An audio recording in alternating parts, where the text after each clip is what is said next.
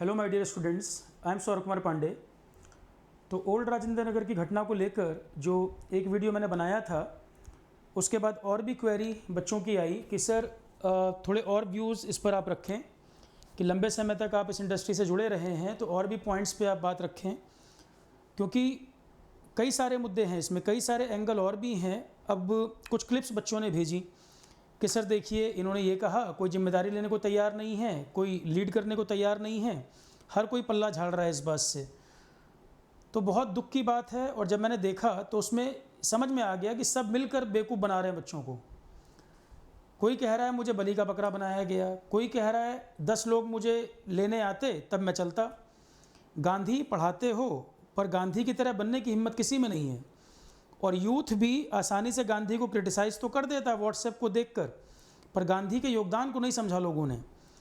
British हम पे rule करते थे और गांधी उस समय इतना करेज दिखाते थे कि वो इंतज़ार नहीं करते थे 10 लोग आएंगे तब मैं चलूँगा। क्लियर? तो गांधी जैसा करेज होना या नोवाखोली जैसे दंगों में जाके गांधी का चले जाना कि बाकी लोग आज़ादी सेलिब्रेट कर रहे हैं और गांधी उसमें शामिल नहीं थे, चले गए नोवाखोली दंगे रोकने के चक्कर में। और आप कह रहे हैं कि मैं प्रोटेस्ट में जाऊंगा, एंटी सोशल एलिमेंट होंगे, सुरक्षा की जिम्मेदारी कौन लेगा, गारंटी कौन लेगा? तो गांधी की गारंटी कौन लेता था? कई सारे मूवमेंट तो वो बिना भीड़ के भी जाते थे, बहुत कम लोगों के साथ पार्टिसिपेट करते थे। तो गांधी पढ़ाना और गांधी होना दोनों में बहुत अंतर है। दूसरी बात, मेरा व्यू पॉइंट, थोड़ी सी मैं कंप्रहेंसिव चर्चा इस पर करूँगा और आज से कल तक में 2-4 मैसेज भी आ जाएंगे कि सर आपने इन पॉइंट को रेस क्यों कर दिया, इस पर तो बात करनी नहीं चाहिए थी। पर मुझे इससे कोई दिक्कत नहीं है। मैं चाहता हूँ कि जब अगर बात उठी है तो बात दूर तक जानी चाहिए और सारी क्लैरिटी होनी चाहिए कि गलतियाँ कहाँ कहाँ पर हैं। सबसे पहली प्रॉब्लम, क्योंकि स्टूडेंट एक्सपेक्ट कर रहे हैं कि सर आप ईमानदारी से पूरी बात बताएंगे, ठीक है चर्चा करते हैं इस पर। सबसे पहला देखो, और चैलेंजेस और सॉल्यूशन दोनों की बात करेंगे। सबसे पहले स्कूल्स और कॉलेजेस। पहले तो सरकारी स्कूल की बात कर लें, कोई रूरल एरिया में देख लो, इवन अर्बन में भी देख लो। स्कूल में कुछ टीचर हैं, गवर्नमेंट स्कूल की बात करूं, कुछ टीचर हैं बहुत मेहनत से पढ़ाते हैं, कुछ हैं कुछ नहीं पढ़ाते। कुछ दिन पहले एक घटना हुई, एक टीचर स्कूल टाइम खत्म होने से पहले ही चले गए और जाते जाते क्लासरूम बंद कर गए, एक बच्चा अंदर रह गया। ये देखा होगा न्यूज़ में आपने। तो एक तो इनकी जवाबदेही तय हो, गवर्नमेंट स्कूल की स्थिति सुधारी जाए सबसे पहले, क्योंकि प्राइवेट स्कूल में मनमानी, इतना पैसा लोगों का बर्बाद होता है। कोई रिक्शा पुलर भी है, सोचता है मेरा बेटा अच्छी जगह पढ़े, पूरे जीवन भर की पूंजी लोग लगाने को तैयार हो जाते हैं। तो सबसे पहले तो एजुकेशन सिस्टम को ठीक कर लो। पर करेंगे कैसे? एजुकेशन बजट तो उल्टा, आप देख ही रहे हैं क्या स्थिति है 5 साल 10 साल से। एजुकेशन का जो बजट होना चाहिए आप उसकी हालत देखिए। तो एक तरफ तो भारत को विश्वगुरु बनाना है पर बिना शिक्षा के बनाना है, ठीक। और दूसरी बात है, लोग ज़्यादा पढ़ लिख जाएंगे तो रैली में कौन आएगा, और ज़्यादा पढ़ लिख जाएंगे तो फिर जॉब की डिमांड करेंगे, जॉब तो उतनी है नहीं, परेशानी कई हैं। अगर ये सिस्टम ठीक होता, इनका सिलेबस भी कॉम्पिटिटिव एग्ज़ाम से अलाइन ही नहीं करता है। कॉम्पिटिटिव एग्ज़ाम पूछ रहा है कुछ, ये पढ़ा रहे हैं कुछ, और पहले पढ़ा ही नहीं रहे। अगर कहीं कहीं पढ़ाई भी हो रही है तो अलाइन ही नहीं कर रहा है सिलेबस में भी एनसीईआरटी बदली जा रही है। अरे भाई देख तो लो, कर क्या रहे हो?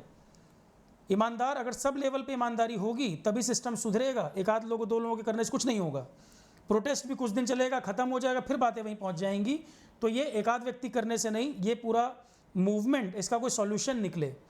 तो अगर हमारी ये एजुकेशन सिस्टम ठीक होती तो कोचिंग की ज़रूरत ही ना होती। कोचिंग आखिर रातों रात थोड़ी आ गई। कोचिंग एक पूरा सेक्टर डेवलप हो गया हज़ारों करोड़ों का, तो रातों रात थोड़ी हुआ। अगर एजुकेशन सिस्टम ठीक होता तो कोचिंग फ्लरिश ही ना करती, ग्रो ही ना करती। अब दिक्कत क्या है, कोचिंग भी बहुत लोगों को रोज़गार दे रहा है, कई अच्छे अच्छे टीचर अवेलेबल हैं जिनका हम पॉजिटिव वे में यूटिलाइजेशन कर सकते हैं। तो क्या हम एक स्कीम नहीं बना सकते? दुनिया भर की धर्म जात तो इसके नाम पे प्रोग्राम चलाते हैं, फालतू बातें करते हैं। क्या हम एक ऐसी स्कीम नहीं बना सकते, इंटीग्रेटेड अप्रोच, जहाँ पे हम कोचिंग को भी जोड़ दें? कोई प्रोग्राम नहीं बना सकते क्या कि IIT JEE की कोचिंग है, नीट की है, कुछ कुछ राज्यों में देखो चला भी रहे हैं, प्रोग्राम शुरू हुआ है। जामिया जैसे कि, जामिया में कॉलेज के अंदर चलता है सिविल सर्विसेज की क्लास, कितने सिलेक्शन रेट हाई हैं। तो क्या ये बड़े पैमाने पर नहीं चल सकता कि अगर कई अच्छे टीचर हैं जो पढ़ाना चाहते हैं, अपॉर्चुनिटी मिले, मैं सबसे पहला टीचर होऊंगा एग्री करने वाला, मौका दें इस बात के लिए कि गवर्नमेंट प्रेमाइस के अंदर जहाँ पर अफोर्डेबल उसमें बच्चे पढ़ना चाहें, मैं भी एग्री करूँगा उसके लिए।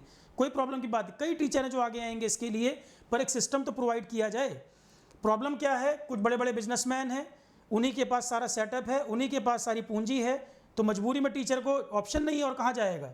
एक पेड़ के नीचे वो पढ़ाना शुरू कर देगा तो कितने लोगों को बेनिफिट मिल पाएगा। तो एक प्रॉपर सेटअप मिल जाए तो टीचर बिल्कुल पढ़ाना चाहेंगे। कई टीचर होंगे, जिस तरह मैं सोच रहा हूँ भाई मैं जाने को तैयार हूँ, और भी टीचर आएंगे। तो जामिया के अंदर क्लास चलती है, कितना हाई सिलेक्शन रेट है, कोई फालतू प्रोपेगेंडा आप नहीं सुनते कभी। लिमिटेड बच्चों में सिलेक्शन इतने अच्छे हैं। तो एजुकेशन सिस्टम में और भी स्कूल कॉलेजेस के साथ इंटीग्रेट कर सकते हैं, बजाय कि प्राइवेट कोचिंग पैसा दे देकर इन कॉलेजों में सेमिनार करते हैं, अपने कॉन्टैक्ट्स लिंक्स का फ़ायदा उठाते हैं। अरे भाई, स्कूल कॉलेज के साथ गवर्नमेंट ही कोई प्रोग्राम चला दे, इंटीग्रेटेड अप्रोच। यूपी चला रहा है अभ्युदय योजना, जामिया के अंदर प्रोग्राम चलता है, ऐसी कई जगह चल रहे हैं, पर ये कंप्रहेंसिव तौर पर होना चाहिए। बंगाल, बिहार, हर जगह होना चाहिए। आप ऐसा मौका दे ही क्यों रहे हो कि एक्सप्लॉयटेशन हो रहा है बच्चों का कोचिंग के नाम पे। तो पहली बात तो ये हो गई, स्कूल कॉलेजेस, क्योंकि बड़ा एरिया इनके पास अवेलेबल है, क्लासरूम है, थोड़ी बहुत मॉडिफिकेशन करके, थोड़े बहुत इंप्रूवमेंट करके एकदम कोचिंग जैसी फीलिंग यहाँ पर आ सकती है। तो मैं चैलेंजेस सॉल्यूशन दोनों पे बात करूँगा। पहली बात तो ये हुई। दूसरी बात है, पेरेंट्स का जो प्रेशर है, कोचिंग सिस्टम की कमी रातों रात नहीं क्रिएट हो गई है। दूसरी बात है, कई पेरेंट्स जेन्युइन हैं जो बच्चे के हिसाब से डिसीजन लेते हैं, कई हैं जो अपने एम्बिशन बच्चों पर थोपते हैं। स्टूडेंट में भी देखो दो कैटेगरी है, एक बच्चा जिसके खुद के मन से ये कॉल आई मुझे जेई का पेपर देना है, नीट देना है, आईएएस देना है।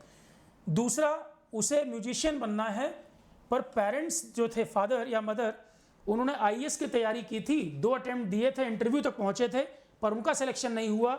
आज तक मन में ये दुख है कि मेरा बेटा जब ग्रेजुएशन में जाएगा तब वो सिविल्स की तैयारी तो 10वीं से शुरू कर देगा, और फिर वो भी ग्रेजुएट होकर सिविल सर्विसेज में लग जाएगा। उनके अपने एम्बिशन थे जो बच्चे पे थोप दिए, उससे नहीं पूछा क्या करना है, जेई की तैयारी करेगा या नीट करेगा या आईएएस करेगा। कई बार ये डिप्रेशन बच्चों में इतना बढ़ जाता है, सुसाइड का रूप ले लेता है, क्योंकि वो अपने आसपास देखता है कंपटीशन, उसे लगता है भाई मैं नहीं कर सकता, फैमिली कह रही है तुम्हें करना ही करना है और कोई रास्ता नहीं है, सोसाइटी का प्रेशर, घर का प्रेशर, फिर मामा जी आईएएस है, मामा जी फ़ोन करके बताएंगे कैसे नहीं करोगे तुम। सब मिलकर इतना प्रेशर क्रिएट करते हैं, सुनने वाला कोई नहीं, किसी को वो शेयर भी नहीं कर पाता। आसपास के जो होंगे यार दोस्त, वो भी कहेंगे यार बहुत टफ है, तेरे से नहीं हो पाएगा। डिप्रेशन रातों रात नहीं आ जाता, ये इस तरह से बढ़ने लगती है चीज़ कि फिर ये सुसाइड में कन्वर्ट हो जाता है। कोटा में देखिए स्थिति, कितने सुसाइड हुए, कितने रूल बने अभी तक। अब जाके एक नियम जो कुछ समय पहले आया कि 16 साल से कम का बच्चा कोचिंग में इनरोल नहीं होगा, या कम से कम सेकेंडरी पिया हो, हाई स्कूल पास हुआ हो, उससे पहले आप एडमिशन नहीं लोगे। कितने लोग जाके चेक कर रहे हैं ये हो रहा है कि नहीं। हर चीज़ का तोड़ बिजनेसमैन निकाल लेते हैं, जो मर्जी रूल बनाओ, पर जाके चेकिंग तो कर लो कितने गड़बड़ हो रहे हैं। कि ऐसा तो नहीं तुम्हारे अधिकारी पैसा ले लेके सब कुछ चलता है सिस्टम वाली बात चल रही है।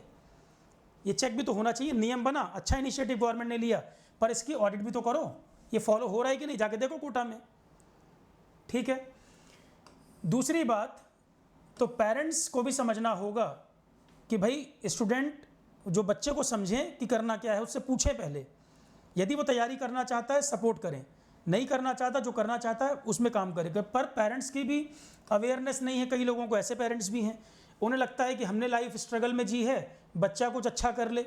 ये भी एक एस्पेक्ट है, पेरेंट्स हमेशा गलत है ऐसा भी नहीं है, पेरेंट्स तो बच्चे के लिए अच्छा ही सोच रहे हैं। वो एक ये भी एंगल है कि भाई हमने स्ट्रगल में ज़िंदगी गुजारी है, तुम कुछ अच्छी ज़िंदगी जियोगे, ये भी सोच रहे हैं। पर उस बच्चे से पूछना ज़रूरी है।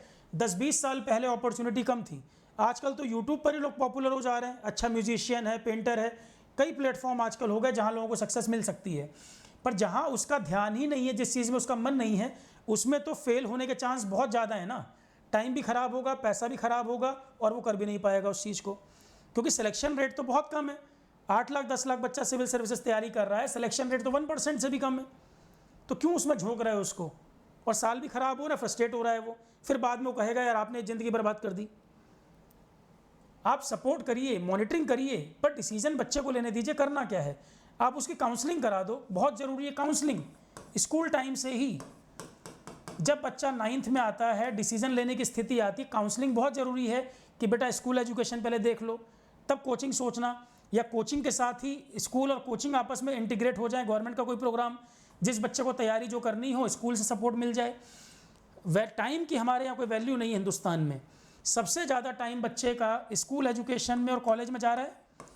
सबसे ज़्यादा टाइम उसके करियर का स्कूल एजुकेशन में, स्कूल और कॉलेज में जाता है, तो यहीं पर कोचिंग को इंटीग्रेट कर दो ना, कोई प्रोग्राम बनाकर। सबसे ज़्यादा टाइम वो यहाँ बिता रहा है, यहीं पर वो इम्प्रूव कर जाए। नर्सरी से लेकर 12th तक का स्कूल का खर्चा, फिर उसके बाद कॉलेज का खर्चा, फिर कोचिंग का खर्चा, फिर कॉम्पिटिटिव एग्जाम की कोचिंग का खर्चा, आप स्कूल कॉलेज से जोड़ दो ना। गवर्नमेंट प्रोग्राम नहीं चला सकती। वो लोग भाई पेरेंट्स को भी रिलीफ मिलेगा, बच्चे को भी अच्छी हेल्प मिलेगी, और काउंसलिंग 9th के बाद ही शुरू करो, ताकि बच्चे को क्लैरिटी आ जाए मुझे किस डायरेक्शन में जाना है। यहीं पर डायरेक्शन पता लग जाएगी, प्रोडक्टिविटी बढ़ेगी, और यही यूथ आगे जाके विश्वगुरु बनाएगा। विश्वगुरु कहीं और से नहीं बनोगे, कह देने से नहीं हो जाएगा। धर्म जात इन चीज़ों में उलझा के विश्वगुरु नहीं बनोगे, बनोगे शिक्षा से। शिक्षा को इम्प्रूव करना पड़ेगा। तो एक तो बात हो गई इस लेवल पे समझना। दूसरी बात, स्टूडेंट अपना भी दिमाग खुला रखें। सभी स्टूडेंट दूध के धुले हैं, उनकी कोई गलती नहीं है, ऐसा भी नहीं है। अपना भी दिमाग खुला रखें।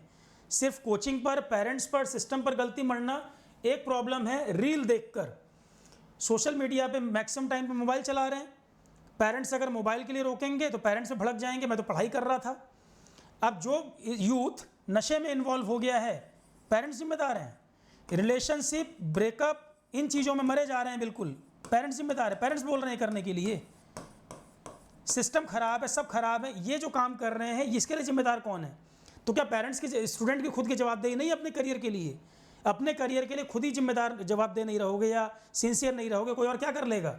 इसके लिए कोचिंग जिम्मेदार है। कोचिंग कह रहा नशा करो, ये रिलेशनशिप ब्रेकअप में साल बर्बाद करो, फिर एक पिक्चर देख लो, इसी के ऊपर पिक्चर आई, फिर मोटिवेशन आ गया, 1 साल पढ़ूंगा। अपने खुद से नहीं पूछ रहे क्या कर रहे हैं। ये क्या छिपी हुई बात है किसी से कि मैं फ्रस्ट्रेट हूँ, नर्वस हूँ, सिलेक्शन नहीं हो रहा। मुखर्जी नगर, राजेंद्र नगर में ही रात भर दुकानें खुलती हैं, ब्लैक में शराब की बोतलें बिक रही हैं। ये सब चीज़ें कितनी हो रही हैं, क्या ये नहीं दिखता लोगों को? ये भी एक हिस्सा है। केवल टीचर को ब्लेम कर देना वो भी एक पार्ट नहीं, हर एंगल पे बात करो। इस हमाम में सब अगर इन्वॉल्व है, सबकी बात करो ना, फिर केवल एक की बात क्यों? स्टूडेंट को अपने लेवल पे भी सोचना होगा कर क्या रहे हैं। जैसे रील देखकर आए, तो रील देखकर आए तो पूछ तो लो कि जिसकी रील देखकर आए हो वो पढ़ा भी रहा है कि नहीं। ऐसा तो नहीं है खाली वो 2 क्लास लेके फिर आपको पूरे साल नहीं दिखेगा। और जिन टीचर से पढ़ने आए थे, क्या वो टीचर तुम्हें दिखे, तुम्हें पता लगा? कोचिंग की जिम्मेदारी है हर टीचर के 2-2, 4-4 वीडियो या 10% लेक्चर यूट्यूब पे फ्री डाल दे। बच्चा उन लेक्चर को देख के डिसाइड करे कि ये टीचर मुझे पढ़ाएंगे, और बैच वाइज इंस्टीट्यूट इस लिस्ट को जारी कर दे। बैच वाइज कि कौन से बैच में किसका एडमिशन होगा और कौन से टीचर उस बैच को लेंगे, ये क्लैरिटी बच्चों को पहले होनी चाहिए। कौन से बैच में क्या टीचर पढ़ाएंगे, और उनके 10% वीडियो यूट्यूब पे डाल दिए जाएं, ताकि बच्चा पहले ही डिसाइड कर ले मुझे इस कोचिंग में आना है या नहीं आना। और जो रील बना रहा है वो बता दे साफ साफ कि मैं खाली ओरिएंटेशन क्लास लूँगा और साल में 1 आध बार दिखूँगा, बाकी मैं क्लास में नहीं आऊँगा, मैं केवल रील बनाऊँगा। वो बता दे कि मुझे यूट्यूब से और बाकी जगह से प्रमोशन चाहिए, आगे जाके मुझे राज्यसभा में जाना है। वो क्लियर कर दे इस बात को, या मुझे चुनाव लड़ना है, ताकि क्लैरिटी रहे बच्चे को कि भाई जहाँ मैं जा रहा हूँ वो हो रहा है या नहीं। एक मैंने देखा वीडियो में, कोचिंग ओनर कह रहे हैं कि बिजनेस मॉडल है, इकोनॉमी है, डिमांड सप्लाई का खेल है, और बच्चा प्रोडक्ट है। तो जब प्रोडक्ट तुम खुद बन रहे हो तो कोचिंग वाला क्या गलत कर रहा है? पैसा आएगा तो मना कर देगा क्या? वो तुम खुद ही प्रोडक्ट बन रहे हो तो कैसे मना कर देगा? पैसा आ रहा है तो लेगा। तो रील देखकर जब बैच लोगे तो यही होगा जो हो रहा है। क्योंकि जब तुम 2.5 लाख रुपए फीस भर दोगे, उसके बाद इतनी पॉलिसी होंगी, तुम्हें कोचिंग पसंद आए या ना आए, रिफंड लेने में नानी याद आ जाएगी लोगों को। थोड़े हार्श वर्ड में यूज़ कर रहा हूँ, ज़रूरी है, आंखें खुल जाए, ताकि ये अमाउंट रिफंड लेने में ऐसी पॉलिसी होंगी, नानी याद आ जाएगी और ले भी नहीं पाओगे। ऐसे नियम लगा देंगे रिफंड के टाइम पे। और जब फिर क्या कहोगे? फिर विक्टिम कार्ड शुरू हो जाएगा। अरे सर, मैं तो रील देख के आया था, नेपाल बॉर्डर से आया था, मैं 2.5 लाख रुपए जमा कर दिए, जिसके लिए आया वो पढ़ाता नहीं है, लल्लू बन गए, और रिफंड मांगने गया तो ऐसी पॉलिसी में उलझाया कि रिफंड तो मिलेगा नहीं। अब तो अपना दिमाग नहीं था। जब तुम्हें प्रोडक्ट की तरह टीचर खुद कह रहा है, टीचर नहीं बिजनेसमैन कह रहा है, क्योंकि टीचर बिजनेसमैन हो चुके हैं कई सारे, वो कह रहा है कि जब प्रोडक्ट हो तो प्रोडक्ट की तरह वो तुमसे काम ले रहा है। भाई अमिताभ बच्चन हेयर ऑयल का ऐड कर रहे हैं, वो हेयर ऑयल खुद थोड़ी लगा रहे हैं। तो रील में कोई ब्रांडिंग कर रहा है, कोई अपना प्रचार कर रहा है, वो थोड़ी सेम क्लास में मिल रहा है तुम्हें। रील अलग है, रियल लाइफ अलग है। मूवी की दुनिया में मत रहो।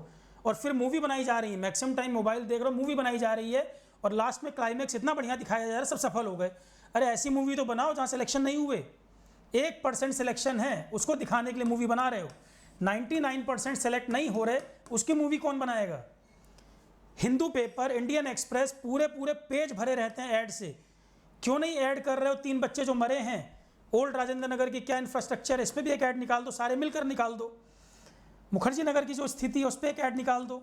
और जब सिलेक्शन में इंटरव्यू प्रोग्राम करा के फ्री में जो मेंस क्वालिफाई हैं, सिलेक्शन रेट ज़्यादा दिखता है, उसमें बोर्ड होर्डिंग लगाते हो कि सिलेक्शन इतने हो गए, तो फिर ये क्यों नहीं कह रहे कि दूसरे इंस्टीट्यूट के बच्चे को क्लेम कर रहे हो, सेल्फ स्टडी वाला भी तुम्हारा बच्चा हो जाता है। अब कह रहे हो कि मेरी कोचिंग का हादसा थोड़ी हुआ है ये, और हादसा नहीं, मैं तो हत्या कह रहा हूँ।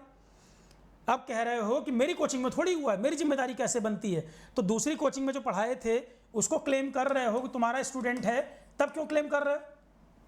क्यों नहीं होल्डिंग पोस्टर लगा रहे हो कि जो मरे हैं वो बच्चे भी तुम्हारी जिम्मेदारी कहीं ना कहीं है? क्योंकि तुम बिजनेसमैन से पहले टीचर हो, हर बच्चा टीचर के लिए है। टीचर ने जिसको पढ़ाया है बस वही टीचर, ऐसा नहीं होना चाहिए।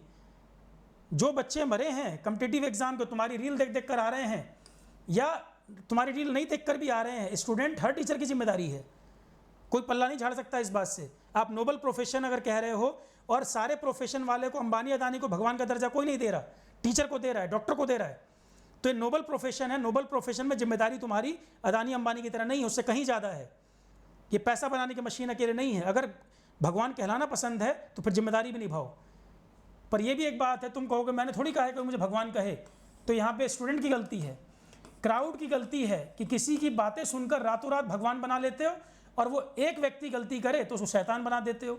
अरे इंसान को इंसान बने रहने दो, ना किसी को भगवान बनाओ ना शैतान बनाओ, उसके बीच में बहुत सारी लेयर्स होती हैं।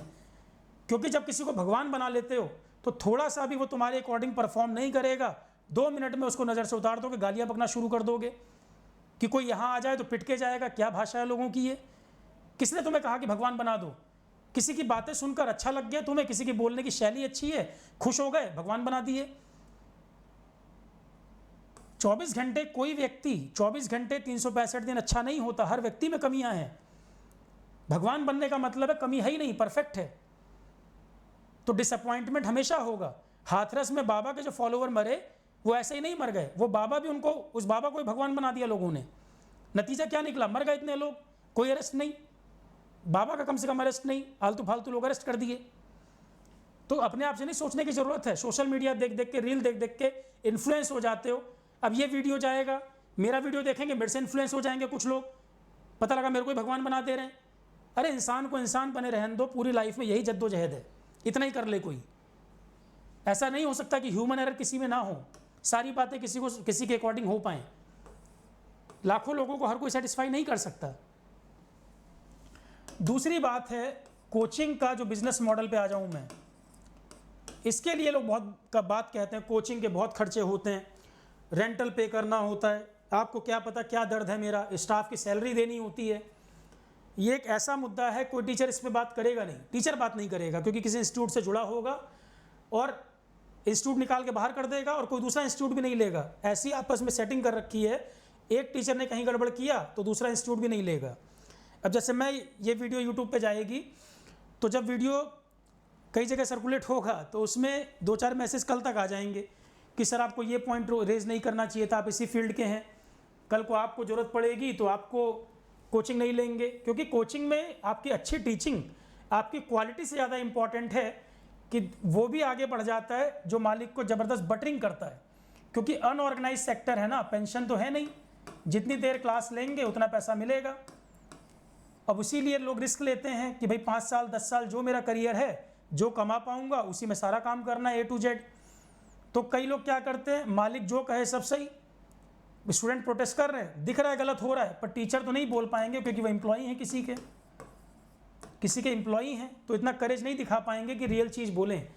ज़रा मुझे बताना, पिछले 5 साल का फीस का ट्रेंड उठा के देख लो, टॉप के 5-10 इंस्टीट्यूट जो होंगे कोई सेक्टर के, उठा के देख लो, ग्रीड ही खत्म नहीं हो रही। कितना पैसा चाहिए कि जाएंगे तो पैसा लेकर जाएंगे आसमान में, ग्रीड ही नहीं खत्म हो रही है। 2.5 लाख रुपए अगर मैं फीस मान के चल रहा हूँ, क्योंकि दुनिया भर के बैच, प्री का बैच अलग, मेंस का बैच अलग, ऑप्शनल की फीस अलग, एस्से राइटिंग प्रोग्राम चल रहा है, टेस्ट सीरीज चल रही है, इतने प्रोग्राम, रिपीटर बैच अलग, 3-3 4-4 बार फीस लेते रहो, बेवकूफ़ बनाते रहो। फिर इतनी चीज फीस के बाद लाइब्रेरी इसमें ऐड नहीं हो पा रही, कुछ जगह है कई जगह नहीं है, इसके साथ लाइब्रेरी फैसिलिटी नहीं मिलेगी। हर 1 इंच जगह को क्लास के लिए इस्तेमाल कर लो, 2 कुर्सी और लगा लो, बच्चे बढ़ जाए। सुविधाओं के नाम पे ऐड मत करो कुछ, ठीक। एवरेज पेरेंट्स भी देख ले, थोड़ी चीज़ों को यहाँ पता लग जाए, क्योंकि जब इंस्टीट्यूट के सामने जाएंगे सारी चीज़ें बताएगा नहीं, देख लें होता क्या है। ज़्यादातर बड़े इंस्टीट्यूट में स्ट्रेंथ आपको 400 की मिलेगी। 2.5 लाख रुपए एक बच्चे की फ़ीस मान लें अगर, अब इसमें भी खेल 18% GST लगा रखा है गवर्नमेंट ने, तो गवर्नमेंट एक स्टेक होल्डर नहीं है क्या? फीस बढ़ रही है तो इंस्टीट्यूट वाला तो कह देगा भाई 18% GST है, तो क्या इस खेल का मजा गवर्नमेंट नहीं ले रही है? 18% GST एजुकेशन पे लगा रखे हो, स्कूल एजुकेशन सुधारोगे नहीं, कॉलेज एजुकेशन सुधारोगे नहीं, सिलेबस अलाइन करोगे नहीं, प्लस बच्चा अपनी जेब से फीस दे रहा है, पढ़ रहा है, उस पर 18% GST और लगाओगे। कोई गरीब क्लास से आ रहा है, अब यहाँ तो कोई रिजर्वेशन कोचिंग में तो नहीं है, जब कोई बच्चा सेलेक्ट होगा तभी तो रिजर्वेशन ले पाएगा। कह रहे हैं कि हम रिजर्वेशन देंगे, SC कम्युनिटी को आगे लाएंगे, ST कम्युनिटी को आगे लाएंगे, EWS रिजर्वेशन देंगे। अरे भाई, जब इतना पैसा वो देकर कोचिंग कर पाएगा, सेलेक्ट होगा, तब तो रिजर्वेशन की बात आएगी। और जो इतनी फीस देकर आएगा, उसके बाद रहने का खर्चा अलग, खाने का खर्चा अलग, पहले ही वो बर्बाद हो चुका होगा। और सिलेक्शन का रेट 1% से कम, तो गरीब और गरीब नहीं होगा तो क्या होगा इसमें? और फ्रस्ट्रेट नहीं होगा, सुसाइड नहीं करे, क्या करेगा? डिप्रेशन यहीं से तो आ रहा है, फ्रस्ट्रेशन यहीं से आ रहा है। फिर फैमिली वाले परेशान है, बेटा 10 लाख खर्च हो गए, अब कहाँ से और पैसा दूँ? बच्चा परेशान है, सिलेक्शन नहीं हो रहा, होगा कैसे? हालत ये है। फिर UPSC में देख रहे हैं फ्रॉड निकल के सामने आ रहे हैं, हर लेवल पे तो दिक्कत है, क्या करे कोई? 2.5 लाख रुपए कम से कम एक बैच में 400 बच्चा है, निकालना जरा 2.5 लाख रुपए 400 से कर दो मल्टीप्लाई। टीचर को खर्चा आता है, टीचर को पे करना पड़ता है। अच्छा, अच्छे इंस्टीट्यूट की बात अगर मैं करूं, टॉप 5 या 10 होंगे, टीचर को पे करते हैं, हर कैटेगरी के टीचर रखते हैं, सारे हाई फाई टीचर नहीं होते। एवरेज जो पेमेंट है 6,000 से लेकर, मैं बता देता हूँ अमाउंट कितना, 6,000 से लेकर 15,000 की, जो बहुत हाई पे होगा 15,000, एक्सेप्शनली कोई 1 या 2 टीचर होंगे वो 20,000 पे होंगे, इससे ऊपर कोई नहीं होगा। 6,000 से लेकर 15,000 की रेंज रहती है, उसमें भी CSET वाले की पेमेंट अलग, GS वाले की पेमेंट अलग, मेंस के लिए अलग हिसाब किताब रहता है, हर लेवल पे पेमेंट टीचर का अलग अलग होता है। 6,000 से 15,000 की रेंज है, अच्छे इंस्टीट्यूट में बता रहा हूँ मैं। और एक्सेप्शनली 1-2 टीचर होंगे कि जिसको कोचिंग करके लाया गया, तोड़कर दूसरे इंस्टीट्यूट से लाया गया, अपने इंस्टीट्यूट को ग्रो करने के लिए, फॉलोइंग ज़्यादा है, नाम ज़्यादा है, उसको 20,000 तक भी दे देंगे। और एक बैच ख़त्म करने में प्री मेंस मिलाकर मैक्सिमम से मैक्सिमम क्लास कराएंगे। 700-800 घंटे का प्रोग्राम करते हैं, मैं 1000 घंटे मान लेता हूँ। 700-800 घंटे का प्रोग्राम होता है, मैं 1000 घंटे मान लेता हूँ कि 1000 घंटे क्लास करा देंगे। 1000 घंटे में 6 से 15,000 के बीच में अगर एवरेज निकाल लूँ मैं, मान लो 10,000 रुपये पर आवर खर्च होता है, 10,000 रुपये मान लेते हैं पर आवर का खर्चा आता है एक बैच को पूरा कराने में टीचर का। उसके अलावा रेंटल कॉस्ट भी है, स्टाफ भी है। 10,000 रुपये per hour, 10,000 per hour cost आ रही है टीचर की। और 1,000 घंटे पढ़ाना है, 1,000 घंटे पढ़ाना है, 10,000 रुपये पर आवर कॉस्ट आ रही है। सारा निकालोगे, प्रॉफिट और रेंटल निकाल दो। रेंटल पूरी बिल्डिंग का दिल्ली में मान लो किसी बिल्डिंग का 18 लाख है, किसी का 15 लाख है, बेसमेंट में चल रहा है तो और कम है। रेंटल भी पकड़ लो, पूरे साल का मान लो 2 करोड़ रुपए रेंट निकाल दो। सारा कैलकुलेशन निकालोगे, एक बैच से ये प्रॉफिट निकल के 10 करोड़ रुपए आएगा। एक बैच से 10 करोड़ रुपए प्रॉफिट निकलेगा कम से कम। और कितने बैच बनते हैं? टॉप के 5 इंस्टीट्यूट उठाओगे, उनके नंबर ऑफ बैचेस 18 से 25 होंगे। 18 से 25 नंबर ऑफ बैचेस होंगे, मतलब सारे खर्चे निकाल दो, रेंटल निकाल दो, टीचर का कॉस्ट निकाल दो, स्टाफ की सैलरी निकाल दो, सब निकाल दो। मैं अगर सारा खर्चा एक बैच का अगर निकाल लोगे, 10 करोड़ रुपए में से मान लो सैलरी भी दे दिया, टीचर का सब कुछ निकाल दोगे, कम से कम एक बैच में मरे से मरे हालत में पकड़ लूँ 7 करोड़ रुपए प्रॉफिट कहीं नहीं जाता एक बैच का। कर दो 25 से गुणा, 175 करोड़ नेट प्रॉफिट। अब इनकम टैक्स और GST वाले भी सुन रहे होंगे, जाके देखें इंस्टीट्यूट की क्या स्थिति है। 2-4 मैसेज मुझे आज ही आ जाएंगे इस पर कि ये सब क्यों बता दिए। अब ये बताओ, इसमें भी लोग रो रहे हैं, अरे महंगाई बढ़ गई है, फीस बढ़ाना मजबूरी है, इतना मजबूर बन जाएंगे, हम इससे कम नहीं कर सकते, 2.5 लाख रुपए लेना ज़रूरी है। 2.5 लाख रुपए में क्या हीरा मोती पढ़ा रहे हो यार, बता दो मुझे। इतने साल मैंने पढ़ाया इस फील्ड को, 2.5 लाख में कौन सा हीरा मोती पढ़ा दिया कि जो बच्चा कोचिंग किया था बाद में सेल्फ स्टडी कर रहा होगा, ऐसा कौन सा हीरो मोती पढ़ा दिया कि इतनी फीस जा रही है? 2.5 लाख रुपए कम होता है क्या? इसके अलावा रिफंड नहीं दोगे, अगर बच्चा सेटिस्फाई नहीं, रिफंड नहीं दोगे, ले आओगे रील बुला के, रिफंड नहीं दोगे। और रील में बता देते कि क्लास बेसमेंट में चलती है, एक बच्चे का एवरेज खर्चा रहने का, खाने का, ये भी तो इंस्टीट्यूट शुरू में बता दे, क्यों नहीं बताता? और इस इंस्टीट्यूट से ही आसपास का एरिया चल रहा है, क्या वहाँ के लोगों से बात करके कोई पॉलिसी नहीं बना सकते? हर चीज़ के लिए गवर्नमेंट का इंतजार करेंगे? 2.5 लाख रुपए फीस ले रहे हो, मकान मालिक के पास जाएंगे, वो भी कम नहीं है, 2 महीने की सिक्योरिटी मांगेगा। अभी एक मैं ब्रोकर को सुन रहा था, वो कह रहा है हम तो सेवा करते हैं, बच्चों के लिए सेवा करते हैं, 2 महीने की सिक्योरिटी मकान मालिक ले लेता है, ब्रोकर ब्रोकरेज ले लेता है, और ये सिक्योरिटी का मतलब होता है खाली करोगे तो वापस हो जाएगी। 8 बाई 8, 10 बाई 10 का कमरा दे रहे हो और कह रहे हो अगर कोई नुकसान हमारे कमरे का नहीं होगा तो हम सिक्योरिटी लौटा देंगे। जरा पूछना बच्चों से कितनों को वापस हुई सिक्योरिटी, आज तक कितनों को सिक्योरिटी वापस हुई है, जरा पूछना। रेंट किस रेट से बढ़ा रहे हैं, कोई रूल नहीं बना सकते? रेंट के लिए कोई रूल नहीं बन सकता, पर सारे अधिकारी खा रहे हैं पैसा। जल विभाग अलग खाएगा, बिजली वाला अलग खाएगा, एमसीडी अलग खा रही है, कोचिंग से भी, इनसे भी। तो कोई रूल नहीं बन सकता, अपर लिमिट नहीं लगा सकती गवर्नमेंट क्या?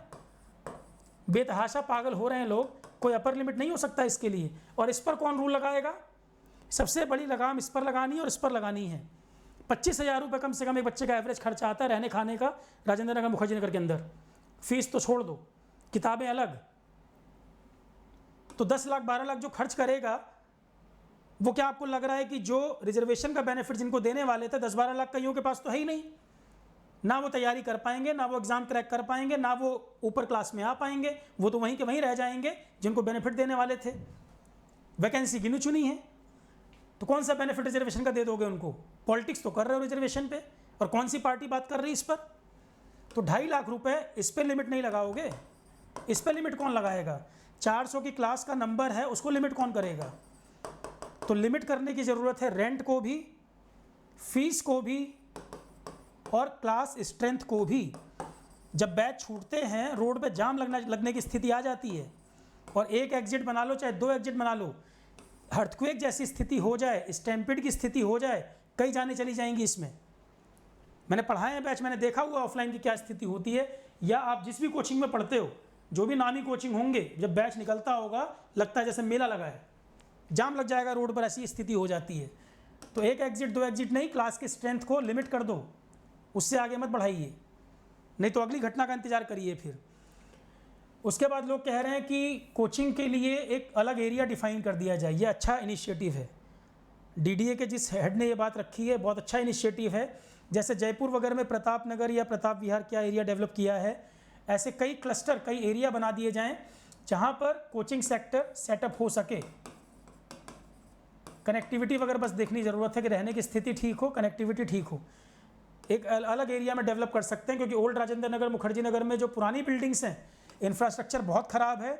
और बेसमेंट की बात तो छोड़ो, मेरा डर इस बात का है, थोड़ा सा भी अर्थक्वेक इतना ज़्यादा खतरनाक होगा उस एरिया के लिए। कई बिल्डिंगों की हालत बहुत ख़राब है, बिजली के तार देख लोगे, या होर्डिंग जिस तरह से लगा रखे, या बिल्डिंगों की हालत अनफिट घोषित करो, उनको मत चलाओ। वहाँ 70 से 80% कोचिंगें ऐसी बिल्डिंगों में चल रही हैं जो सूटेबल नहीं है, उसमें मत चलाइए। अपने 18% जीएसटी और रिवेन्यू के चक्कर में बच्चों का सत्यानाश मत करिए, जान रहेगी तभी आगे सक्सेस की बात होगी। तो ऐसी बिल्डिंगों को ऑडिट करके ज़रूर रोकना है, और महीने 2 महीने के लिए नहीं कि 2 महीने बाद पैसा खा के फिर बेसमेंट चल रहा है, सब कुछ हो रहा है। ये लॉन्ग टर्म सॉल्यूशन की बात कर रहे हैं। और बच्चे जो डिमांड कर रहे हैं, वो उनको पागल मत बनाइए कि बस कुछ कार्रवाई करते हुए दिख रहे हैं। अरे भाई, वो कह रहे हैं सॉल्यूशन लाओ, तो 2 तरह के सॉल्यूशन दो। एक तो इमीडिएट, अथॉरिटी अगर बात सुने तो ये भी ध्यान दें, वो चाह रहे हैं कि भूख हड़ताल ना हो, ये बड़ा मूवमेंट रूप ना ले, तो भैया सॉल्यूशन ले लो। 2 तरह के सॉल्यूशन लो, इमीडिएट और लॉन्ग टर्म।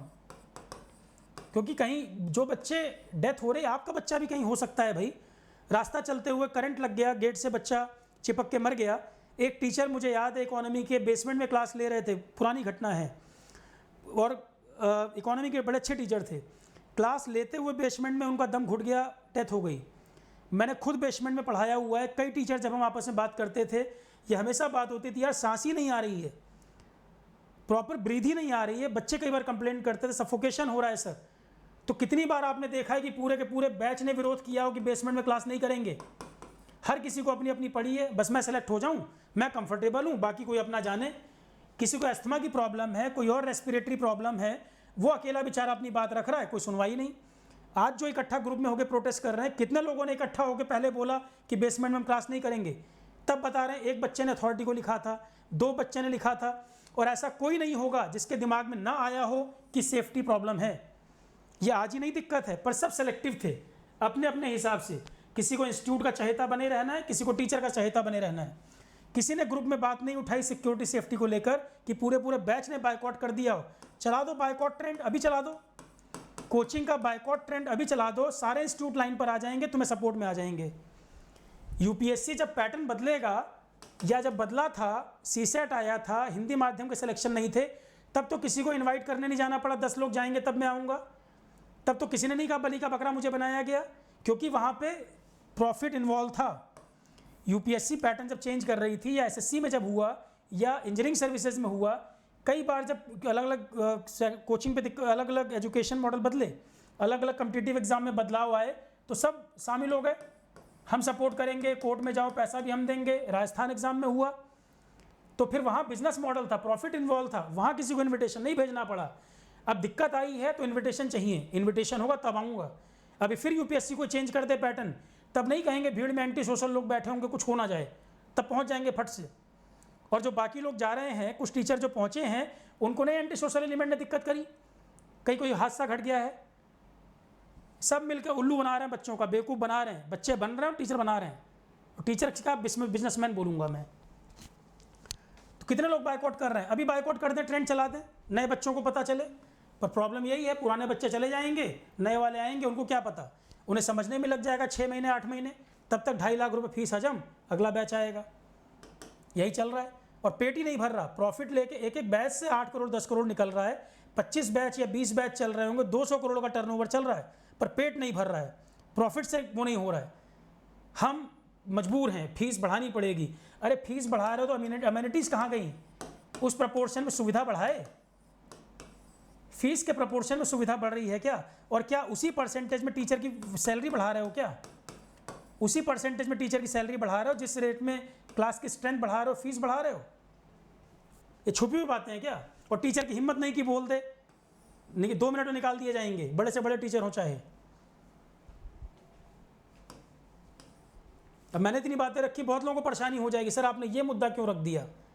अरे सारी बातें जानो, जब इतनी बात उठी है तो सब कुछ जानो।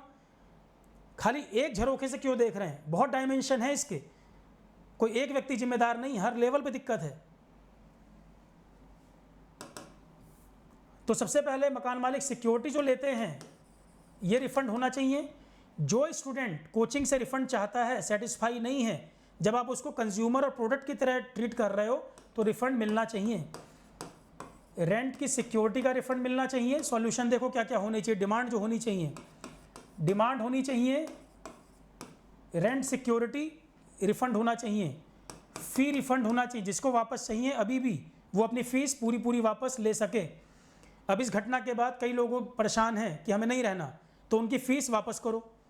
जिनको नहीं रहना उनकी फ़ीस वापस करो बिना टर्म्स एंड कंडीशन के। तो रेंट सिक्योरिटी वापस मिलना चाहिए, फ़ी रिफंड होनी चाहिए, लिमिट डिसाइड होनी चाहिए रेंट की, रेंट लिमिट, फीस की लिमिट ये डिफाइन होनी चाहिए, क्लास स्ट्रेंथ की लिमिट, मैं समअप कर देता हूँ जो मैंने बोले पॉइंट्स। क्लास स्ट्रेंथ लिमिट होनी चाहिए।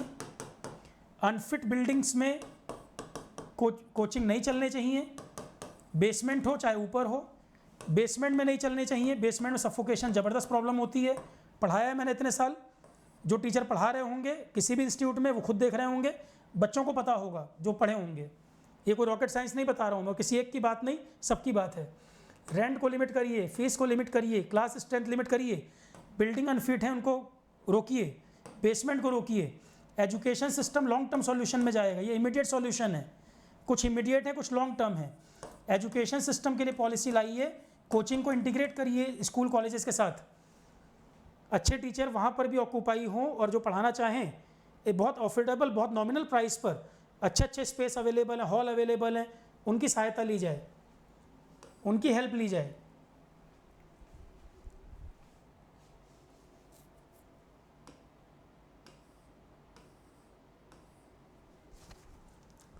कम्युनिटी सेंटर्स कई जगह पे अवेलेबल रहते हैं, साल में बहुत दिन खाली रहते हैं, उनको यूज़ किया जा सकता है। कई सारा स्पेस गवर्नमेंट का है जो खाली है, उसको कई जगह यूज़ कर सकते हैं अगर सही नीयत से काम करें, एजुकेशन को इम्प्रूव करना हो और गवर्नमेंट को सही सजेशन भेजा जाए तो गवर्नमेंट सुन भी रही है, ऐसा नहीं गवर्नमेंट नहीं सुन रही है। दिल्ली में एक प्रॉब्लम क्या है कि दो अलग अलग पार्टी के बीच में कन्फ्लिक्ट चलता है। अरे भाई दोनों मिलकर काम कर लो। वाजपेयी जी सेंटर में थे, शीला दीक्षित दिल्ली में थी, मेट्रो वेट्रो सब काम हुए, कोऑर्डिनेशन नहीं रहा क्या? एजेंसीज के बीच में कोऑर्डिनेशन नहीं है, फायर वाला एमसीडी पे डाल देता है, एमसीडी वाला फायर पे डाल देता है। एजेंसीज में कोऑर्डिनेशन होना जरूरी है और ये इसके लिए गवर्नमेंट में भी कोऑर्डिनेशन होना जरूरी है। कोई आ रहा है दिल्ली सरकार के अंतर्गत, कोई सेंटर के अंतर्गत, काम ही नहीं हो पा रहा। तो एजेंसीज का कोऑर्डिनेशन, गवर्नमेंट का कोऑर्डिनेशन दोनों बहुत ज़रूरी है। ये सब चीज़ों पे तो ध्यान देना होगा, उसके बिना काम ही नहीं हो पाएगा। ब्लेम गेम से थोड़ी सॉल्यूशन निकलेगा, ठीक है? तो ये एक सॉल्यूशन हो सकता है।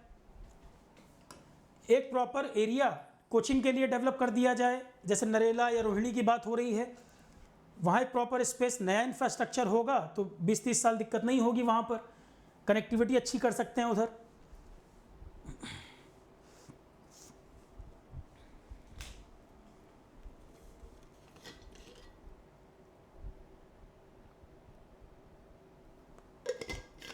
और गवर्नमेंट भी जो 18% जीएसटी ले रही है, कम से कम एजुकेशन पे कम कर दो। स्कूल कॉलेजेस में ढंग से पढ़ा लो, कोचिंग अपने आप कंट्रोल हो जाएंगे, ठीक है? और अगर रील देखकर लोग डिसाइड नहीं करेंगे कि मुझे कहाँ जाना है, तो भी कोचिंग अपने आप लाइन पर आ जाएंगे। एक बात और मैं इस पर रखूँगा, सोशल मीडिया पे 2 ही 3 टीचर को ज़्यादा टारगेट किया जा रहा है, जिनका वो इंस्टीट्यूट भी नहीं है। वो कह भी रहे कि भाई हमारा तो इंस्टीट्यूट भी नहीं था, पर क्योंकि आपकी रील देखकर ज़्यादा बच्चे आ रहे हैं, आप पहले से बता देते कि ओल्ड राजेंद्र नगर की स्थिति ये है, मुखर्जी नगर की स्थिति ये है, खाली मेरे इंस्टीट्यूट में बेसमेंट में क्लास मान लो नहीं चल रही, और जगह चल रही है, लाइब्रेरी की यहाँ ये हालत होती है, इतना ब्रोकर पैसा लेगा, इतना मकान मालिक पैसा लेगा। रील में ये सब भी डिफाइन कर देते तो बच्चे को डिसीजन लेना आसान हो जाता और बता देते कि मैं रील बनाऊँगा और ज़्यादातर मैं मीडिया में रहूँगा, पर मैं क्लास 1 ही 2 बार लेता हूँ। तो उनकी जिम्मेदारी इसलिए ज़्यादा हो जाती है कि आपको देखकर बच्चे आए और आपने क्लियर पिक्चर नहीं बताई, सिर्फ आपने चमकती हुई दुनिया दिखा दी दूर से, और मूवी में भी कंट्रीब्यूट करके और अच्छी दुनिया दिखा दो कि सब सक्सेसफुल हो जाएंगे। तो जिम्मेदारी कैसे नहीं है?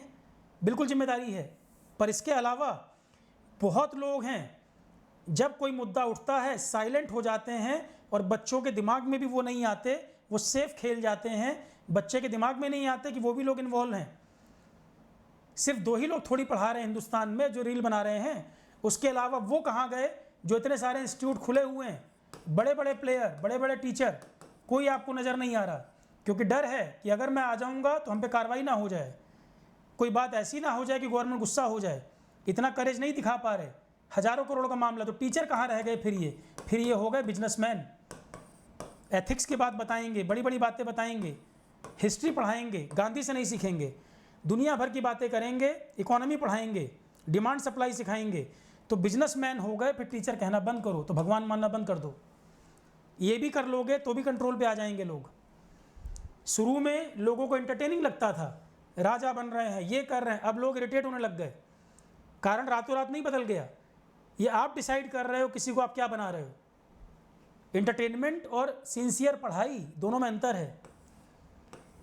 दूसरी गलती बच्चों के एंड पर, ऑनलाइन मैंने बताया, कल भी आप परसों भी बोला था मैंने, एक रूम आपके पास हो जहाँ कोई डिस्टर्ब ना करता हो, अच्छा नेट कनेक्शन हो, कोई डिस्टर्बेंस ना हो, और बुक्स हो आपके पास अच्छी।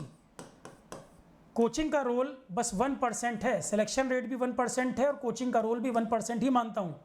मैं खुद इतने साल से पढ़ा रहा हूँ, पर मैं कहता हूँ कि 1% ही कंट्रीब्यूशन है मेरा, अगर कोई सेलेक्ट हो रहा है तो 99% वो बच्चा खुद पढ़ रहा है। कि अगर 400 लोगों के बैच में 4 बच्चा सेलेक्ट हो रहा है, 8 बच्चा सेलेक्ट हो रहा है, मेजॉरिटी नहीं हो रहा है, तो मेरा योगदान कैसे हुआ? मैंने सबको बराबर पढ़ाया, पर उन 4-8 बच्चों ने बहुत मेहनत की, इसलिए वो सेलेक्ट हुए, बाकी नहीं हुए। तो जहाँ पर रेशियो इतना कम है उसका कंट्रीब्यूशन पढ़ाने वाले को थोड़ी जाएगा, उसका अप्रिसिएशन 1% जाना चाहिए, बाकी उस बच्चे की मेहनत है।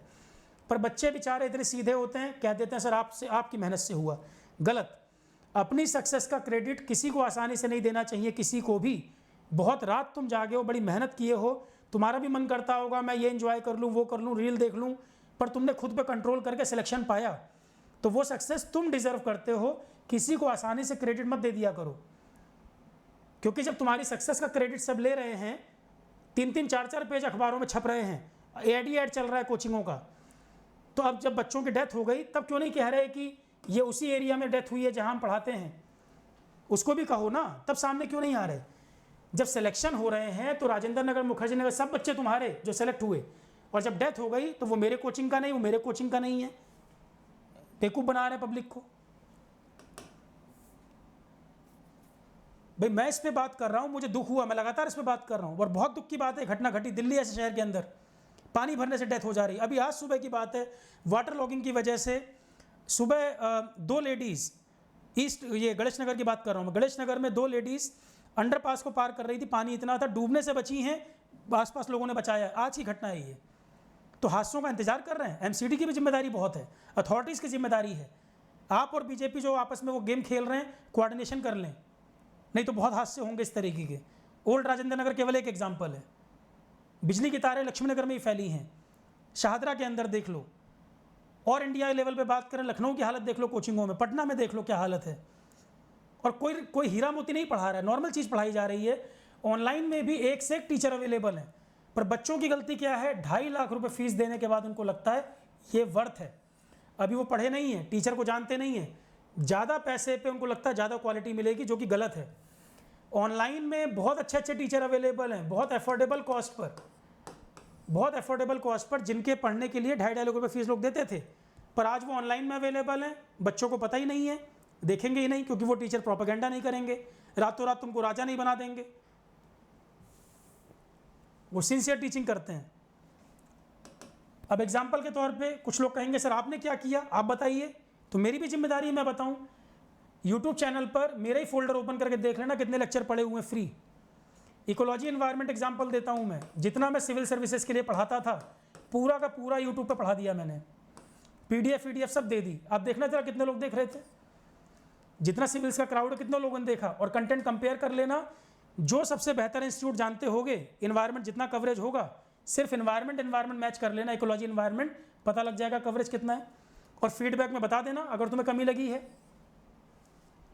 पूरा एक बार देख के मुझे बता देना। तो जो भाई मेरा एज ए टीचर अगर मैं ईमानदार हूँ तो मैंने तो डाल दिया यूट्यूब पर, मैंने किसी वीडियो में ये लाइक सब्सक्राइब वगैरह वर्ड कभी यूज़ नहीं किया, ना मैं करूँगा, मुझे ज़रूरत नहीं है। मैंने इतने साल पढ़ा लिया, नेम फेम मनी ये चीज़ें मैं देख चुका हूँ, मुझे नहीं ज़रूरत है सब प्रोपेगेंडा करने की। सीधी बात है, पढ़ना है पढ़ो, नहीं पढ़ना मत पढ़ो। मैं तो खुद मना करता हूँ, जो सिंसियर नहीं है मत पढ़े, और जिसको पढ़ना है वो पूरी ईमानदारी से पढ़े, क्लियर रखे माइंड को, क्या करना है क्या नहीं करना। इस मेरे यूट्यूब चैनल पर ही देख लोगे, इतने वीडियो पड़े हुए हैं, और मैं ये भी नहीं कह रहा कोई देखे मत देखे, क्योंकि व्यू के लिए मैंने कहीं बोला ही नहीं आज तक, ना मुझे ज़रूरत है उस चीज़ की। पर अब क्योंकि मुझे टीचिंग पसंद है, मुझे पढ़ाना पसंद है, 14 साल मैंने यही काम किया, मुझे पसंद है, तो मैंने कंटेंट डाला कि बच्चे पढ़ें उसको, एंजॉय करें कंटेंट को। पर बच्चे भी कम नहीं हैं, जब 2-2.5 लाख फीस लगेगी तब उनको समझ आएगा। भाई मैं ही जहाँ पढ़ाता था, मेरे से पढ़ने के लिए मैंने ऑनलाइन ऑफलाइन दोनों पढ़ाया। मेरी क्लासेस के लिए लाइन लगा के पढ़ते थे, या क्लास में जगह नहीं होती थी, बाहर तक कुर्सी निकाल के पढ़ते थे। जो पढ़े होंगे दिल्ली भोपाल पता होगा, और कितनी फीस देकर पढ़ते थे ये पता होगा। अब मैंने पूरा इन्वायरमेंट जहाँ पढ़ाता था उससे भी ज़्यादा 30% ज़्यादा डाल दिया यूट्यूब पर। अब नहीं दिख रहा। अब इस वजह से कई टीचर और जो चाहते हैं कुछ करना, वो कहते हैं यार बच्चे अप्रिशिएट ही नहीं करते, या हम इतनी चीज़ मेहनत कर दे रहे हैं, सोशल मीडिया पे कुछ लोगों के कमेंट इतने गंदे होते हैं, वो जानते ही नहीं कौन सा टीचर ईमानदारी से काम कर रहा है। अब कोई टीचर पूरी ईमानदारी से फ्री कंटेंट तुमको दे रहा है, और कमेंट में अच्छा कंटेंट पढ़ाने के बाद भी किसी और बात पे कमेंट कर दे रहे हो, कोई पर्सनल कमेंट कर दे रहे हो जिसका पढ़ाई से कोई मतलब नहीं, तो क्या टीचर को मोटिवेशन आएगा, क्या तुम्हारे लिए वो हेल्प करेगा बताओ तुम। स्टूडेंट की लाइन पे गलती भी तो है कि फट से किसी को जज कर लेंगे। अरे पहले देख लो, कंटेंट देख लो, पढ़ाई से मतलब है तुम्हें। प्रोपेगेंडा शुरू कर देंगे, कोई किसी कोचिंग से पैसा लेके कमेंट करना शुरू कर देगा। कोचिंग वाले को पता है कि ये पोटेंशियल टीचर है, अच्छा टीचर है, ये पढ़ाएगा तो हमारा बिजनेस डाउन होगा, पैसा देकर बच्चों से कमेंट करवाते हैं। किसको नहीं पता? ये अच्छा पढ़ाने में कोई कैसे क्रिटिसाइज कर सकता है? और जैसे जैसे ऑनलाइन बढ़ रहा है, ऑफलाइन का बिजनेस अफेक्ट हो रहा है, इसलिए ये ब्लेम गेम पॉलिटिक्स और चल रही है। ऑनलाइन जितना ग्रो करेगा ऑफलाइन पर उसका प्रभाव दिखेगा, इसलिए एक दिक्कत है कि प्रोपेगेंडा इस तरह के टीचरों को ब्लेम और किया जाता है, खासकर अच्छे टीचरों को। जो खराब पढ़ा रहा होगा उसको कोई कमेंट नहीं करने वाला, कोई देखेगा भी नहीं। ठीक है, तो जो मेरे पॉइंट्स हैं जो मैं रखना चाहता हूँ मैंने बताया। अब 19 के बाद से मैं ऑफलाइन नहीं पढ़ाता हूँ। 19 तक मैंने ऑफलाइन ऑल इंडिया लेवल घूम घूम के पढ़ा लिया जितना पढ़ाना था। 4 साल ऑनलाइन भी पढ़ाया दूसरे प्लेटफॉर्म पर मेरी सबसे बड़ी प्रॉब्लम यही थी, मेरी सबसे बड़ी प्रॉब्लम थी पुराने बच्चों को मैं हमेशा बोलता था, ये बढ़ती हुई फीस से मुझे दिक्कत थी। जितनी फीस कोचिंग बढ़ा रहा है वो टीचर को नहीं मिल जाती है। टीचर का थोड़ा ही पैसा बढ़ता है, कोचिंग कई गुना बढ़ाती है और क्लास की स्ट्रेंथ बढ़ती चली जाती है। 500, 600, 1000 कोई लिमिट ही नहीं है। फिर स्क्रीन लगा के पढ़ाते हैं लोग कई जगह। एसएससी वगैरह के कई इंस्टीट्यूट देखोगे स्क्रीन लगी है, यूपीएससी में भी देख रहा हूँ मैं आजकल, और टीचर को वो बेनिफिट नहीं मिल रहे हो। तो दूसरी बात, स्टूडेंट का एक्सप्लॉयटेशन होता है कि टीचर अगर अपने सब्जेक्ट के अलावा कुछ भी बच्चों को और एडिशनल बताना चाहे पूरी ईमानदारी से, तुरंत मैसेज आ जाएगा, आप ये क्यों कर रहे हैं, क्या आप इस सब्जेक्ट में इंटर करना चाह रहे हैं? अरे भाई, टीचर को नॉलेज है तो उस नॉलेज को बच्चों को ना दे, वो रिस्ट्रिक्ट कर दे अपनी नॉलेज को। वो जानता है कि ये टॉपिक, मान लो मैं एनवायरनमेंट पढ़ा रहा हूँ, मुझे पता है कि साइंस टेक्स्ट से ये क्वेश्चन बन सकता है, तो मैं इकोलॉजी में मर्ज करके उस टॉपिक को पढ़ाना चाहता हूँ, तुरंत दूसरा टीचर कंप्लेंट कर देगा कि ये ना सर मेरे एरिया में इंटर कर रहे हैं। तो टीचर के हाथ पांव बांध के पढ़वाओगे, इतनी कंडीशन लगा देंगे, यूट्यूब पे कुछ मत डालना सर, यूट्यूब पर डालोगे तो अगले दिन आपको छुट्टी कर देंगे। इस तरह से खेल होता है। मेरा सबसे बड़ा कारण यही था आरोहण को शुरू करने का, मेरा अपना प्लेटफॉर्म आरोहण शुरू करने का, कि डिसीजन मेकिंग मेरी अपनी होगी। एक बच्चा नहीं कह सकता कि आरोहण पर किसी सर्विस से अगर डिससेटिस्फाई रहा हो या उसको रिफंड चाहिए हो और ना मिला हो, एक स्टूडेंट नहीं बोल सकता, जबकि 20,000 से ऊपर ऐप डाउनलोड हैं आरोहण के। एडमिशन नहीं बोल रहा हूँ, ऐप डाउनलोड बोल रहा हूँ। कितना फ्री कंटेंट अवेलेबल है यूट्यूब पर भी, आरोहण पर भी। तो मैं चाहता हूँ भाई हेल्प करना, तभी तो कर रहा हूँ। क्यों करता मैं? अगर मुझे अपने पैकेज की चिंता हो, मैं किसी भी इंस्टीट्यूट में जाऊँ, आज भी मुझे पैकेज मिल जाए, पर उसमें सिर्फ मेरा भला होगा, जो मैं करना चाह रहा हूँ मैं नहीं कर पाऊँगा। ये मेरा अपना प्रोग्राम मैंने इसलिए बनाया कि बेनिफिट मिले। सारी PDF फ्री दे रखी हैं, 50% से ऊपर लेक्चर फ्री पड़े हैं, यूट्यूब पर भी डाल रखे हैं, क्वेश्चन सब करा रखे हैं, कई चीज़ें लोग देखें पता लग जाएगा उनको। तो इसका मोटिव यही था करने के लिए। मुझे खुद को पैसा चाहिए होता, मेरे लिए बड़ा आसान काम था कहीं भी ज्वाइन कर लेना। और घर पर आकर लोग अप्रोच करते हैं कि आप जुड़िए, आप आइए हमारे साथ, पर मुझे मालूम है कि फिर वही शुरू हो जाएगा, बच्चों से एक्सप्लॉइट करना, उतनी महंगी फीस लेना। ऑनलाइन एजुकेशन में सिविल सर्विसेज की जहाँ तक मैं बात करूँ, मेंस के लिए ज़रूरत पड़ती है।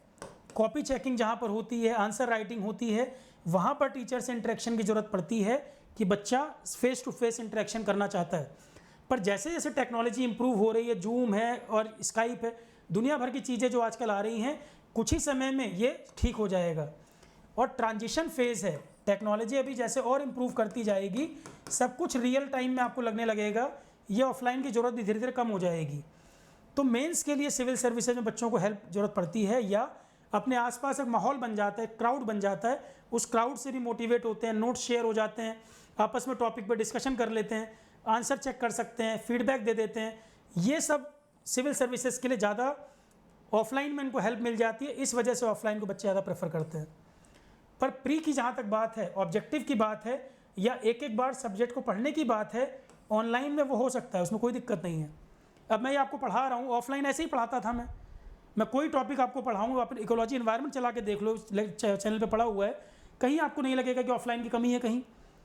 फिर आपको आएगा सर डाउट आएगा तो कैसे पूछूंगा? अरे डाउट आएगा तो मेल ID 1000 बार दे रखा है, तुम्हें जो डाउट आए मेरे सब्जेक्ट में, चाहे तुम मेरे स्टूडेंट रहे हो नहीं रहे हो, फीस वीस से कोई मतलब नहीं, तुम डाउट पूछो ना। मैं रिप्लाई करूं तो लिखो कमेंट कि ये बड़ी बड़ी बातें कर रहे थे, रिप्लाई नहीं कर रहे थे, मेरे से हेल्प चाहिए, तुम करो इस पर मेल। कोई एक बच्चा नहीं कह सकता आज तक रिप्लाई ना मिला हो मेरे एंड से, नज़र में नहीं पड़ा हो, हज़ारों मेल आए तो अलग बात है। जितनी मेरी कैपेसिटी, पूरी कोशिश करता हूँ सबको रिप्लाई मिले। तो saurabh.gs4all@gmail.com। भाई सिविल सर्विसेज के लिए 3 सब्जेक्ट मैं लेता रहा हूँ, इकोलॉजी एनवायरनमेंट, साइंस टेक में करा सकता हूँ, जीके करंट अफेयर्स, या और भी सब्जेक्ट में हेल्प चाहिए, PCS वगैरह में तो खैर आसान है। सिविल्स में एक्सपर्टीज़ 3-4 सब्जेक्ट बहुत बड़ी बात है, 7-8 सब्जेक्ट सिविल्स में क्लेम कोई नहीं कर सकता जो पढ़ाया हुआ है। तो क्वेरी पूछनी है आप इस पर पूछ लीजिए, टेलीग्राम ग्रुप बना हुआ है, मेरे चैनल पर ही डिस्क्रिप्शन में अबाउट में जाएंगे, सारे लिंक मिल जाएंगे आपको। तो ऑनलाइन क्यों नहीं हेल्प कर सकता? ऑनलाइन में बहुत चीज़ें हैं। हाँ, आंसर राइटिंग वगैरह की बात है, इंटरेक्शन की बात है, भीड़ की बात है, उसके लिए लोग ऑफलाइन करते हैं। पर आने वाला टाइम में वो भी दूर हो जाएगा। नए बच्चे गैजेट्स में ज़्यादा कंफर्टेबल हैं, तो वो इम्प्रूवमेंट कुछ टाइम में आप वो भी देख लोगे, सुधार आ जाएगा। तो इस सारी चीज़ों का डिस्कशन है, कोई एक बात नहीं है। सबको अपने अपने लेवल पे सोचने की ज़रूरत है, ईमानदार कोशिश करने की ज़रूरत है, गलती कहाँ है। और मैं एक बात ऑफलाइन इंस्टीट्यूट को सजेशन भी देना चाह रहा हूँ, कोई माने या ना माने, चाहे कोई क्रिटिसाइज़ करे चाहे अप्रिशिएट करे। आज जिनको लग रहा है कि हज़ारों करोड़ों का बिजनेस मॉडल है हमारा, MCD सेटिंग कर लें, पुलिस से कर लें, किसी भी तरह अपने इंस्टीट्यूट को चला लें, वो दिन दूर नहीं है। इस तरह की घटनाएं स्टूडेंट को इतना डिस्करेज कर देंगी कि ना तुम्हारी रील देखकर, ना तुम्हारे हिंदू पेपर में ऐड देखकर, ना टॉपर के खरीदे हुए टॉपर के इंटरव्यू सुनकर, जेन्युइन टॉपर को लोग सुनेंगे, खरीदे हुए टॉपर के इंटरव्यू सुनकर ये कोई भी प्रोपेगेंडा तुम्हारा बच्चों को लाने में काम नहीं आएगा, खुद नुकसान कर बैठोगे। तुम्हें भी ज़रूरत है सही समय पर जागने की और ईमानदार कोशिश करने की। अपनी फीस वीस को ठीक कर लो, क्लास की स्ट्रेंथ को ठीक कर लो, ग्रीड को दिमाग पे इतना हावी मत कर लो कि पूरा सिस्टम ही कोलैप्स हो जाए, फिर बैठ के मक्खी मारो, रो बैठ के।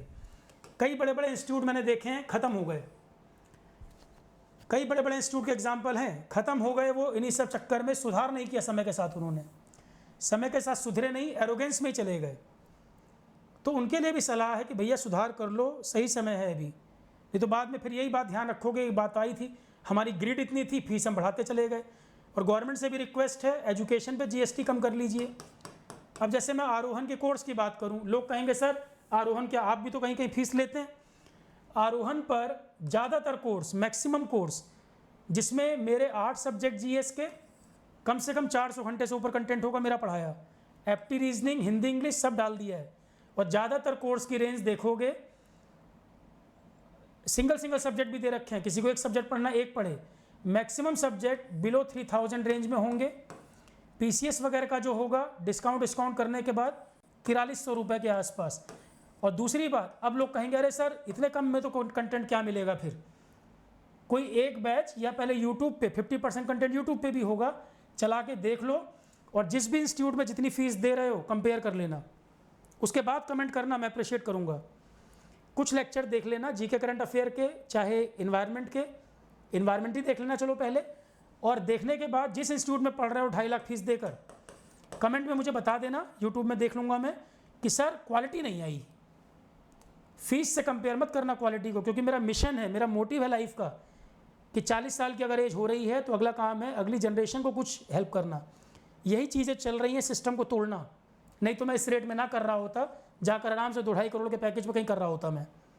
कोई बड़ी चीज़ नहीं है, खुद ऑफर कर रहे हैं लोग, मैं नहीं जा रहा हूँ, क्योंकि वो सिर्फ मेरा भला होगा, सबका नहीं होगा। आरोहण पे 1 साल में जितना कंटेंट मैंने दे दिया है, मई 2024 में शुरू किया मैंने, और कोई मैं इसको प्रमोट नहीं कर रहा हूँ, मैं तो कह रहा हूँ यूट्यूब पे भी अवेलेबल है, नोट सारे फ्री पड़े हुए हैं। आरोहण एजुकेशन वेबसाइट भी है, ऐप भी है, यूट्यूब चैनल पे भी देख सकते हो। तो क्योंकि कोई ना कोई ब्लेम करने आएगा कि सर आप भी तो फीस लेते हो। Maximum fees UP PCS batch की या BPSC बैच की भी इतनी फीस है, और आप कितना फीस पे करते हो वो देख लेना, कंटेंट कंपेयर कर लेना, उसके बाद आप मुझे ब्लेम करना, मैं एक्सेप्ट करूँगा बात को, अगर आप सही ब्लेम करेंगे तो। अगर अप्रिशिएशन मेरा है तो क्रिटिसिज्म भी मेरा होना चाहिए, मुझे उसमें कोई एक्सेप्ट करने में दिक्कत नहीं है। तो यही कुछ पॉइंट थे, क्योंकि जो प्रोटेस्ट उठ रहा है, तरह तरह के लोग बातें कर रहे हैं, बातों में बच्चों को घुमा रहे हैं, इसीलिए मुझे लगा कि जब बात निकली है तो फिर दूर तक जानी चाहिए, सारी बातों पर डिस्कशन होना चाहिए। अब ये सब सोच के कोई निर्णय करे क्या करना है क्या नहीं करना। और सिविल सर्विसेज की बुक्स वगैरह क्या होनी चाहिए, स्ट्रेटजी क्या होनी चाहिए, चैनल पर ही आप टाइप करेंगे UPSC beginner strategy video, Saurabh Pandey लिखेंगे, आ जाएगा। आप उसमें देखिएगा, मैंने बहुत सारी किताबें बता रखी हैं क्या पढ़नी चाहिए क्या नहीं।